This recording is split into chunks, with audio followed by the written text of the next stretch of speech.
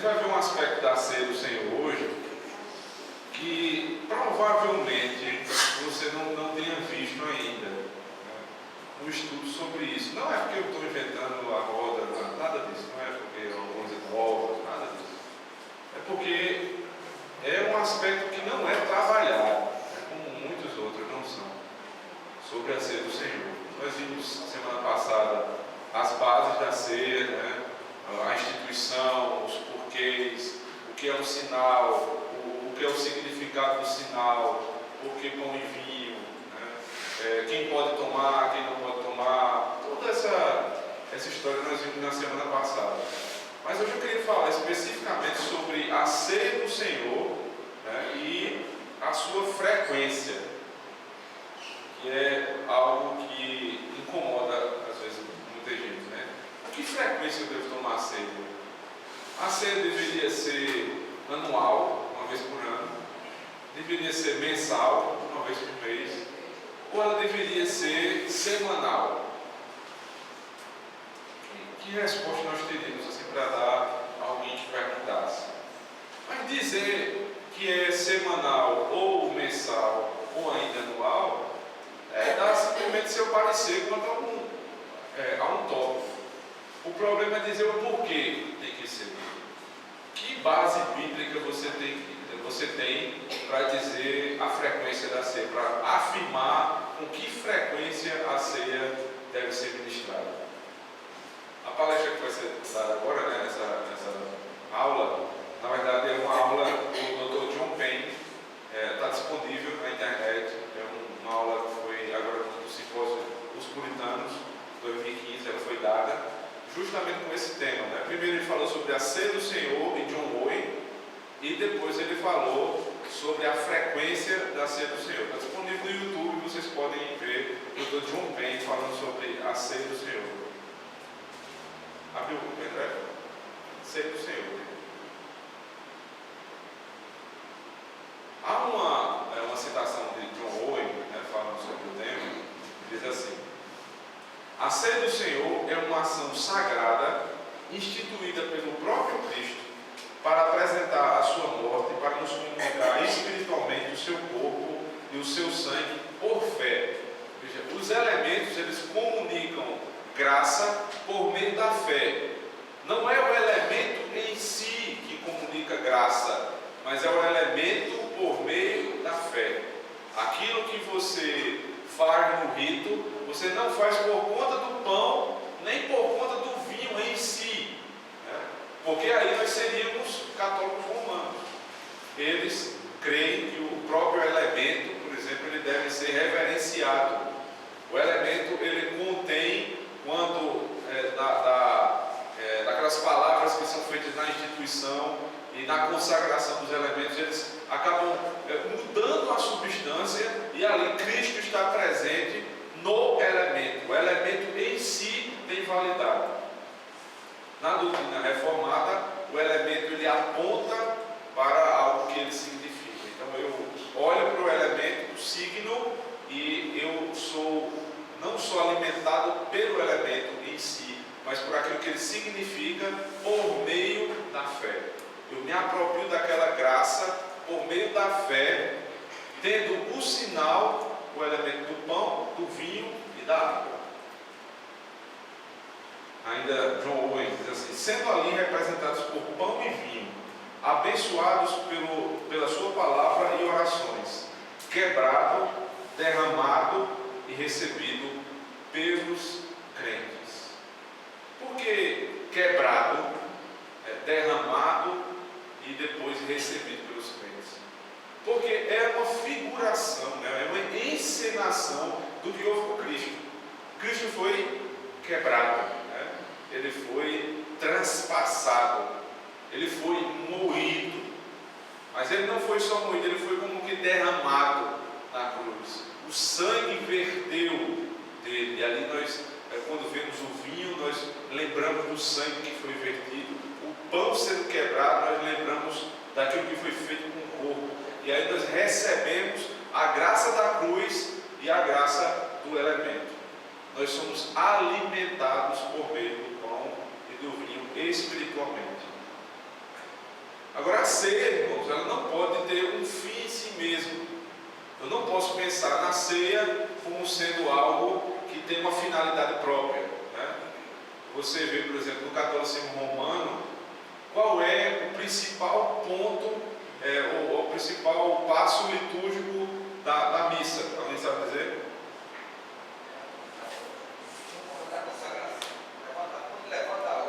Levanta a hóstia. Na verdade, São João, toda aquela a Eucaristia é o centro do culto, né, romano, na missa romana. E no culto bíblico, qual é o centro? Pregação e palavra, e sacramento. Esse é o ponto, né? A pregação e o sacramento. Porque as duas coisas não podem estar dissociadas. Esse é o princípio que a gente deve começar a aprender. Qual é a diferença, por exemplo, do presbítero regente e do presbítero docente? Meu Deus do céu. Não, o docente ele ensina e ministra o sacramento. O docente, vamos primeiro falar do regente. O regente faz o quê? Rege, né? Diga isso. Ele rege. O regente, ele é pastor no que tange a disciplina e governo. Então, tudo que tem a ver com o governo da igreja e com a disciplina cabe aos presbíteros regentes. Quantos nós temos aqui? 2. Quem são? Regentes.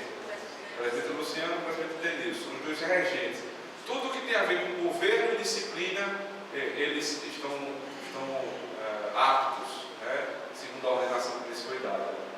Agora, no meu caso, eu sou presbítero docente. Qual é a diferença?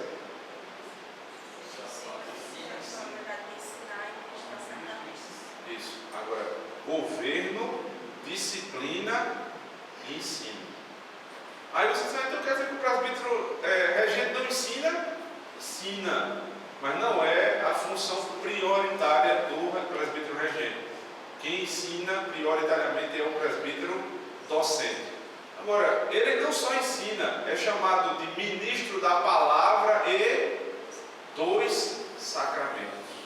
Palavra e sacramento são 2 coisas que estão juntas. É por isso que o presbítero regente não pode estar pregando sempre.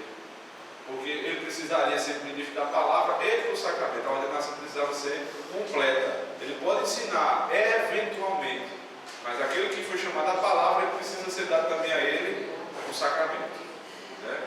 E no culto reformado isso tem prioridade: palavra e sacramento. As 2 coisas deviam estar sempre unidas. Aí você pode pensar, mas pastor, quer dizer que tem que ter um batismo toda semana? É assim? Por quê? Porque quem dera, né, que tivesse um batismo aqui toda semana. Um não, eu queria que tivesse 10 toda semana. E menino nascendo, né?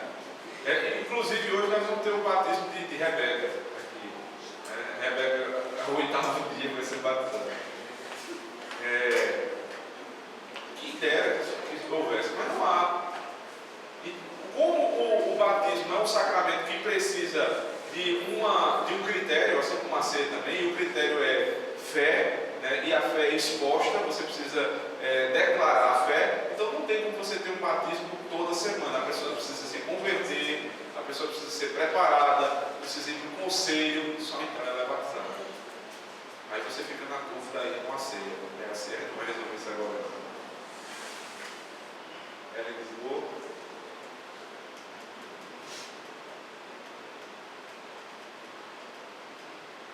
Aí.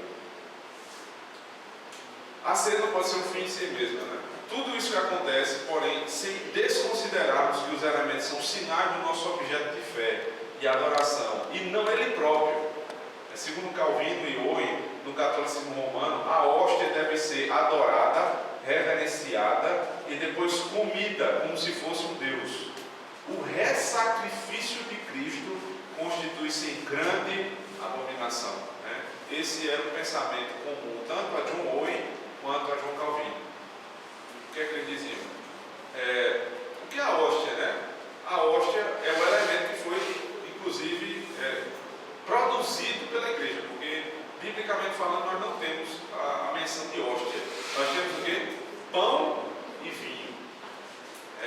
Inclusive, sendo o vinho, ele foi, vamos dizer assim, privado dos católicos romanos. Na verdade, ele foi privado dos dois, né? O pão e o vinho, porque a hóstia é outra coisa. É como se fosse a união dos dois. Aqui não, aqui nós queremos que a instituição deve ser colocada em prática exatamente como as palavras do Senhor. E o pão e o vinho não podem ser adorados. Devem ser tratados com reverência, mas não adorados. Há um tempo, até pouco tempo atrás, eu soube que as crianças, isso é normal, né? Elas terminavam a ceia e ficavam aquela brincadeira aqui, comendo pão, não sei o quê. Eu chamei aqui na sala, todas elas que estavam presentes, conversei com os diáconos e pedi que não fizessem mais aquilo. Né? Por quê? Nós não tratamos o elemento como sendo algo santo em si, né? Assim, no sentido de que tenha ele se transforma em algo. Mas nós acabamos de tomar aquele pão e aquele vinho como sendo parte do culto, né? Como sendo um alimento espiritual. Não cabe tratar como estava sendo tratado. E aí as pessoas foram repreendidas e não fizeram mais. E isso é bom porque é didático, elas vão aprendendo como a seriedade da ceia. Não posso tratar aquilo ali como uma brincadeira, aquilo é sério. Precisa ser tratado à medida que é. Não vou adorar o elemento, mas também não vou desprezar, tratando de qualquer forma. O elemento deve ser tratado com reverência. Por exemplo, na Constituição da Igreja, no Manual de Culto da Igreja, diz que o conselho da igreja deve zelar pelos elementos da ceia. Zelar de que forma? Para que sejam de boa qualidade. O conselho nunca deveria deixar que você comesse um pão mofado, né? Pão ruim, de má qualidade. O vinho também deveria ser sempre bem cuidado. Eu falei, inclusive, isso com os diáconos recentemente. Eles estão tratando sempre de trazer um vinho de boa qualidade, que seja algo correspondente àquilo que nós estamos fazendo, né? Não quer dizer que seja um vinho caro, mas um vinho de boa qualidade, um vinho que seja adequado àquilo que nós estamos fazendo. Um momento célebre, um momento solene, que precisa ser dado qualidade em vários aspectos, né? Como eu me visto, como eu me preparo para vir, o elemento que vai ser usado, tudo isso ele compõe o culto bíblico, né? Onde a palavra e os sacramentos estão inclusos. Eu não posso destratar o elemento de qualquer forma, nem também posso reverenciá-lo a ponto de ele ser um Deus. A ideia de Cristo ser novamente quebrado em seu corpo durante a Eucaristia, né, no caso do catolicismo romano, destrói a humanidade do Senhor, pois ele está hoje nos céus nos representando em corpo e espírito. Mas se o quebramos, já não há mais corpo no céu e sua humanidade é desfeita. Veja a loucura do que é a Eucaristia romana. Ali o corpo de Cristo ele é quebrado literalmente. Ora, se a doutrina da transubstanciação diz que o pão passa a ser corpo, e eu pego o corpo de Cristo e quebro, eu desfiz a humanidade de Cristo. Porque nós entendemos, né, e eles entendem da mesma maneira, que Cristo ressurgiu dos mortos em corpo e alma. Então, se Cristo está no céu, não pode estar aqui ao mesmo tempo. Essa é uma grande questão, inclusive, de uma lei, né? Uma lei divina. Um corpo não pode estar ao mesmo tempo em diferentes lugares. Ou ele está lá ou ele está aqui. E se eu pegar o corpo e quebrar, eu estou desfazendo a humanidade de Cristo, porque eu estou dizendo que eu estou quebrando novamente o corpo. Na verdade, para quem não sabe, a ceia, aliás, a missa inteira é o ressacrifício de Cristo. Toda vez que uma missa é celebrada, Cristo está sendo morto novamente. Quando o autor dos Hebreus diz que ele morreu de uma vez por todas. Não é isso? Que não há mais sacrifício. E para uma missa é abominação por isso, porque você está se fazendo um com aqueles que promovem aquele ato blasfemo, e você está dizendo que Cristo precisa ser sacrificado novamente, quando ele não precisa. O sacrifício dele foi de uma vez por todas. Dizer que o pão se transforma em corpo e quebrá-lo é desfazer da humanidade de Cristo. A ceia do Senhor não é local, onde os elementos são elevados e o povo se prostra diante deles, mas onde Cristo é erguido, se simbolicamente para que os benefícios de sua morte possam ser recebidos pelos seus filhos. A ceia não é um lugar onde você pega, o ministro pega o elemento e eleva acima do povo e o povo se prostra, como que reverenciando o elemento. A ceia é um lugar onde simbolicamente Cristo se eleva acima do seu povo, não o elemento. O elemento continua sendo aquilo que ele é: pão, vinho e água, usando a figura do batismo e da Santa Ceia. Quem é reverenciado no nosso meio é aquele que é elevado, o Senhor Jesus Cristo. O sacramento da ceia, ele tem uma característica particular, que é a questão do saciar o meu apetite, inclusive figuradamente. O reformado italiano do século XVI diz que a ceia do Senhor, veja, é a mesa onde os vivificados em Cristo são chamados a saciar sua fome e sede espiritual. Os descrentes, portanto, não podem participar, já que é necessário estar vivo para ter apetite. Não somente para o que tange ao cântico, nós vimos isso no sermão, só quem canta a Deus é quem foi revivificado, quem foi trazido da morte para a vida, porque mortos não louvam. Mas e a ceia? Como é que eu poderia dar ceia a um ímpio, a alguém que não se converteu? Se a ceia, ela me alimenta espiritualmente, se a ceia sacia a minha fome e a minha sede do Senhor, como é que um crente vai comer e beber se ele está morto espiritualmente? A ceia e o batismo não regeneram, porque se assim fosse, eu deveria trazer alguém ao batismo para que ele fosse retirado da morte e passasse a vida, e aí ele poderia ser, realmente, poderia participar da ceia. Mas como o batismo não tem esse poder, o batismo é um sinal e selo da aliança que já foi confirmada no coração. O batismo, ele simplesmente confirma algo que já aconteceu. E se você não foi vivificado, você não pode passar pelo batismo, muito menos pela ceia. Você não tem sede de Deus, né? Essa pode ser uma falsa conclusão que alguém chega, né? Então, pastor, eu vou deixar o descrente com fome e sede de Deus, porque não posso dar a ceia do Senhor a ele. Não, porque ele não tem fome e sede de Deus. O apóstolo Paulo escreve na carta de Roma, no capítulo 3, ele diz que ninguém busca a Deus. Os ímpios não buscam a Deus, eles não querem Deus, eles fogem de Deus. E nós fazemos o mesmo antes da conversão. Até a conversão, ninguém quer Deus, muito menos comer do pão e beber do vinho. Porque se eles comerem do pão e beberem do vinho indignamente, eles estão trazendo juízo sobre si. Palavra do apóstolo Paulo em 1 Coríntios, capítulo 11. Sendo assim o sacramento que nos alimenta espiritualmente, o ato de não tomá-la nos deixaria mais fracos. Além de que, à medida que tomamos por mais vezes, deveríamos entender que estamos sendo alimentados cada vez mais pelo Senhor. Olha, se a ceia ela me alimenta e ela mata a minha sede espiritual, quantas vezes mais eu tomá-la, muito mais vezes eu estarei sendo alimentado e saciado na minha sede.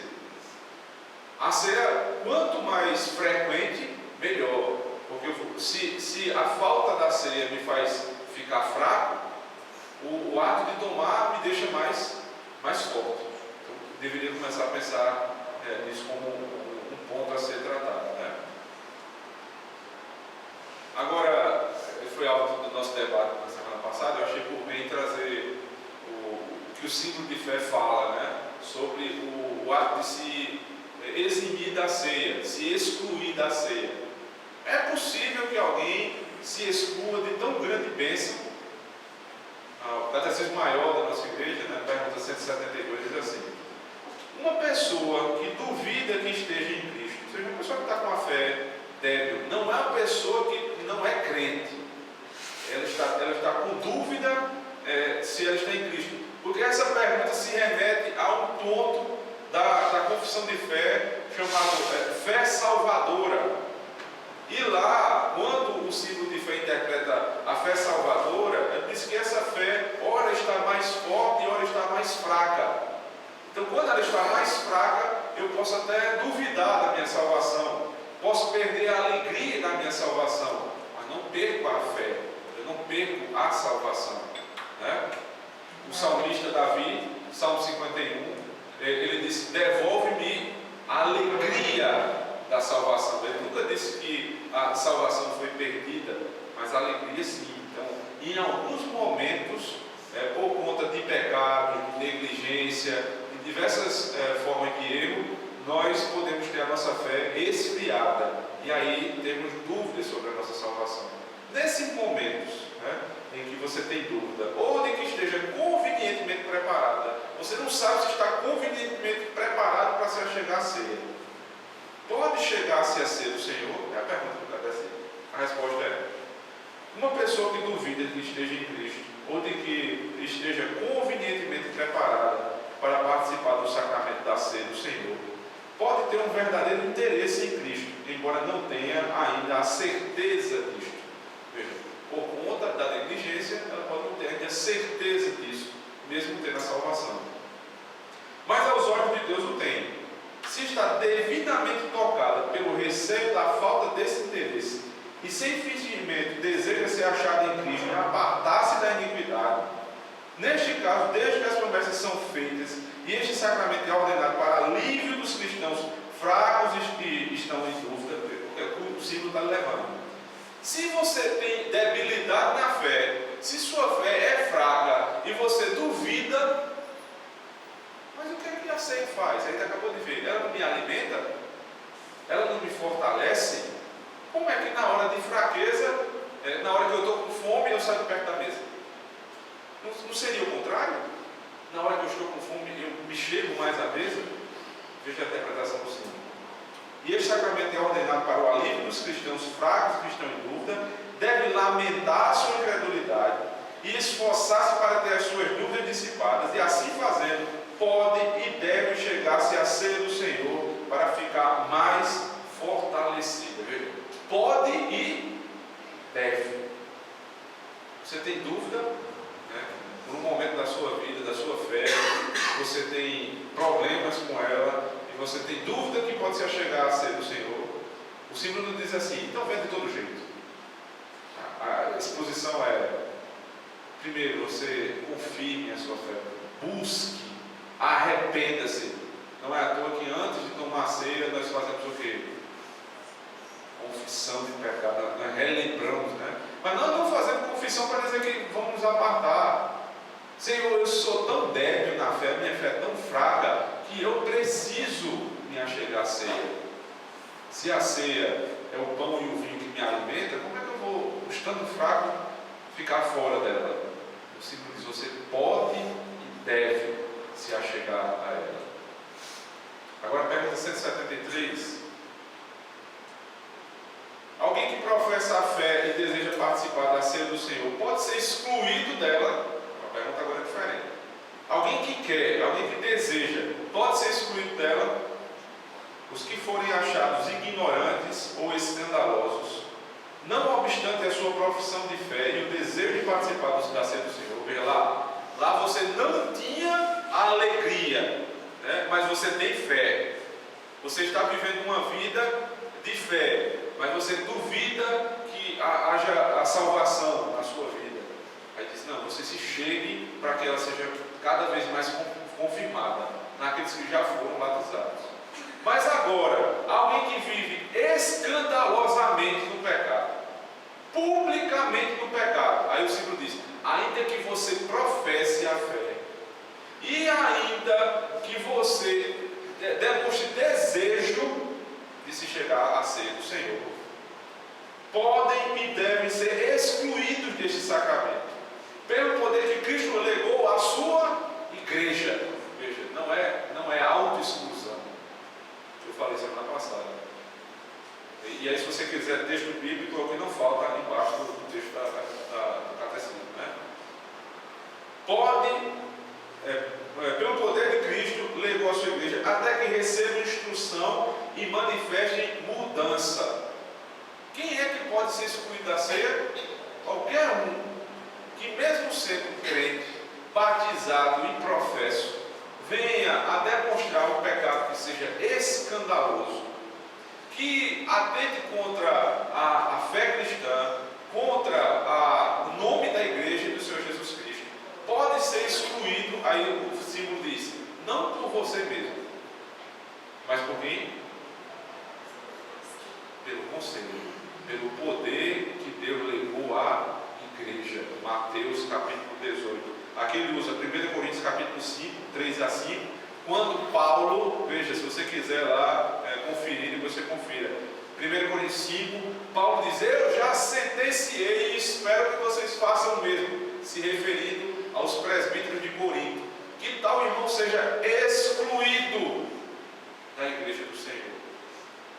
Por quê? Porque ele tinha um pecado escandaloso. Alguém se lembra qual era o pecado? Ele havia se deitado com a mulher do seu próprio pai.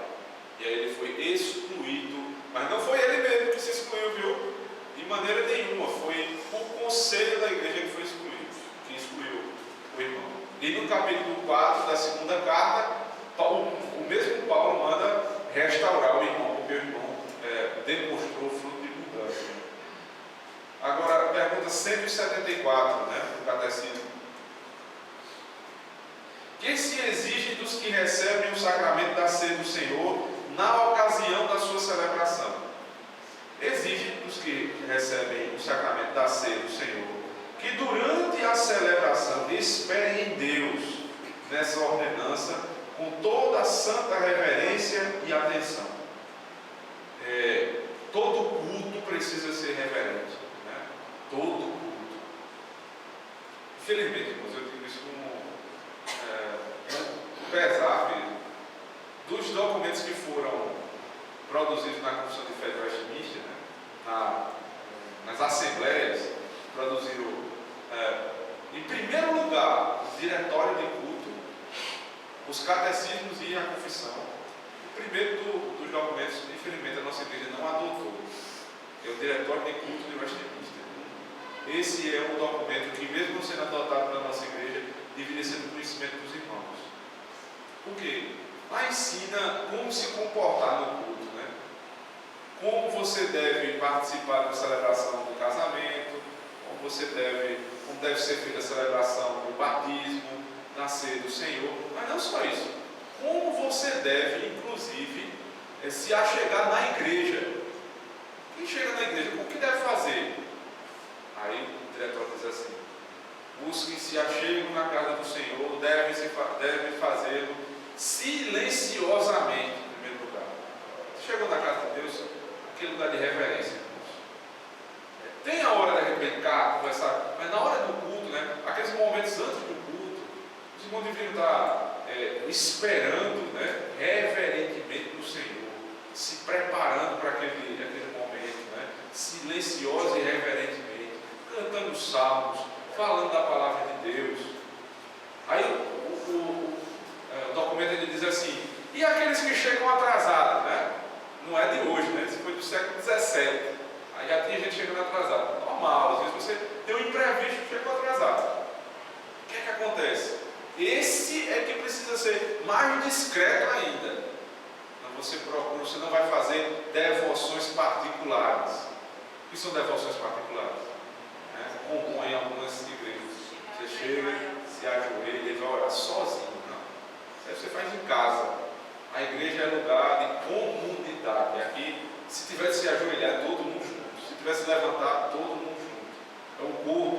Você não vai fazer nenhum tipo de exercício piedoso sozinho, em comunidade. Não só isso, você não vai buscar uma parte do culto que não está sendo ministrado naquele momento. Então você, mesmo que você não se ajoelhe, você chega na igreja no meio do culto e vai orar. Não. Você chegou atrasado, isso a gente faz em todo canto, A gente chega atrasado, a gente vai fazer o quê? A gente chega bem caladinho, e chega geralmente constrangido e vai pegar o conversa mesmo. Você vai esperar que passo da liturgia está. Eu vou acompanhar o passo da liturgia. E tudo bem, mas há uma probabilidade muito grande, né? Uma igreja pequena, isso funciona muito, é muito amigo. E você chegar na igreja e fulano, tudo bem, ciclano, e saia falando com todo mundo e abraçando e beijando no meio do culto. Não, o culto está acontecendo e o culto está lá se abraçando. Não é hora para isso. Você chegou na igreja, você procura seu lugar, você se senta, e você vai reverentemente cultuar o Senhor. Terminou o culto, você fica à vontade, né, para abraçar, para falar com todo mundo. Principalmente, né, naqueles minutos antes do culto. E se você chegar atrasado, porque é possível, qualquer um de nós chega atrasado. Tenha esse cuidado, né, seja silencioso, reverente. Chegou ali com os diáconos, fala com o diácono só com um sinal. Né? Você fala só com um sinal. Não fala, assim, não verbalize, porque a nossa igreja é muito pequena. Então, qualquer coisa que você falar ali, todo mundo escuta aqui, você vai chamar a atenção. Aproveitando o ensejo, precisa do banheiro, vá antes, vá em casa, vá aqui quando chegar na igreja, chegue mais cedo. Não fique na hora do culto passando. Porque tudo aquilo que é feito é reverente. Aí o cima ele diz assim: diligentemente observem os elementos e os atos sacramentais. Muita gente acha que o rito, né, ele é passivo da parte dos irmãos. Os irmãos ficam esperando enquanto o pastor faz a consagração, os presbíteros distribuem os elementos, aí é que você vai participar. Não. O culto inteiro você é participante. E na hora da administração dos elementos também. Você deve estar atento a tudo que está sendo feito. Cada ato de culto precisa ser reverentemente e atenciosamente verificado. Inclusive na hora da administração dos elementos. Que atentamente discriminem o corpo do Senhor. E cheios de amor, meditem na sua morte e sofrimentos, e assim se despertem para um vigoroso exercício das suas graças, julgando-se a si mesmos entristecidos pelo pecado, tendo fome e sede ardente de Cristo, alimentando-se nele pela fé, recebendo da sua plenitude, confiando nos seus méritos, regozijando-se no seu amor, sendo gratos pela sua graça e renovando o pacto que fizeram com Deus e o amor a todos os santos. Veja quantas coisas estão envolvidas, né? Em primeiro lugar, se entristecer pelos pecados. É por isso, irmãos, que na hora da ceia, a gente não pode estar cantando, né? A ceia acontecendo e o povo cantando. Videira, videira, videira, videira, videira, videira, e o povo.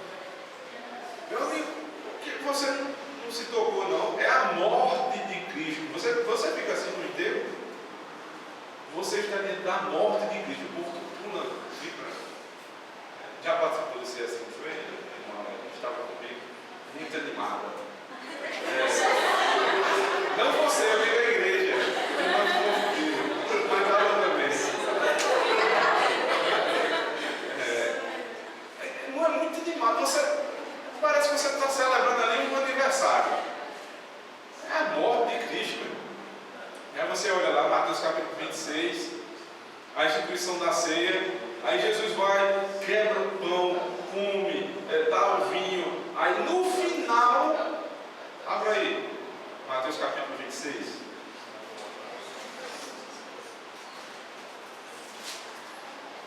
Pedi alguém para ler do verso 26 ao verso 30. Aí, você viu? Enquanto comiam, tomou Jesus o pão e, abençoando-o, partiu e deu aos seus discípulos, dizendo: tomai e comei, isto é meu corpo. A seguir tomou o cálice e, tendo dado graças, o deu aos seus discípulos, dizendo: bebei dele todos, porque isto é meu sangue, o sangue da nova aliança, derramado em favor de muitos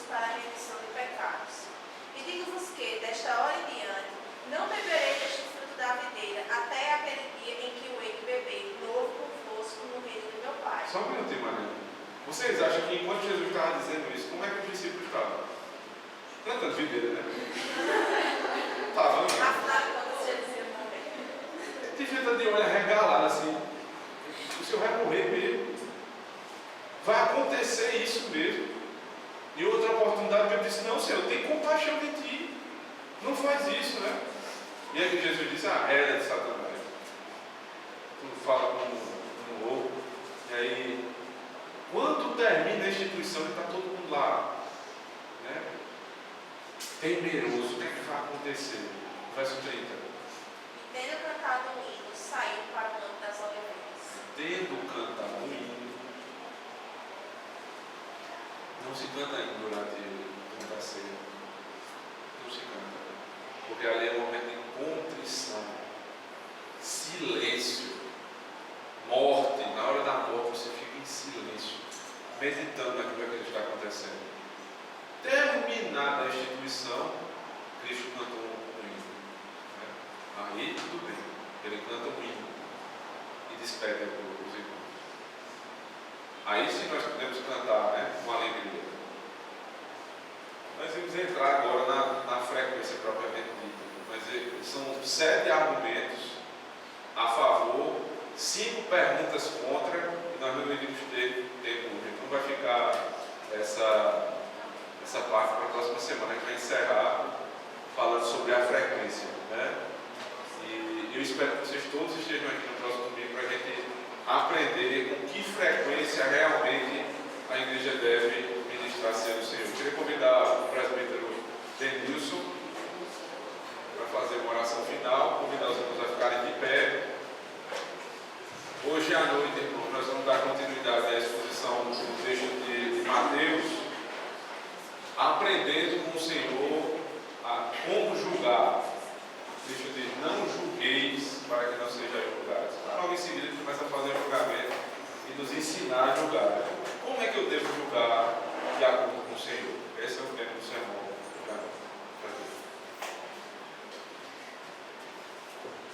Vamos orar. Senhor nosso Deus, nós te agradecemos pela manhã que o Senhor nos concedeu, no teu dia, Deus, pelo culto realizado, pela aula da escola dominical, Senhor. Te pedimos perdão pelos pecados que cometemos, Senhor, em especial para aqueles, meu Deus, que foram expostos durante a pregação, durante o ensino da tua palavra, Senhor. Ajuda-nos, Deus, a lutarmos contra eles, meu Deus, no meio do verdadeiro arrependimento, Senhor. Abandoná-los, reconhecendo a odiosidade deles, buscando então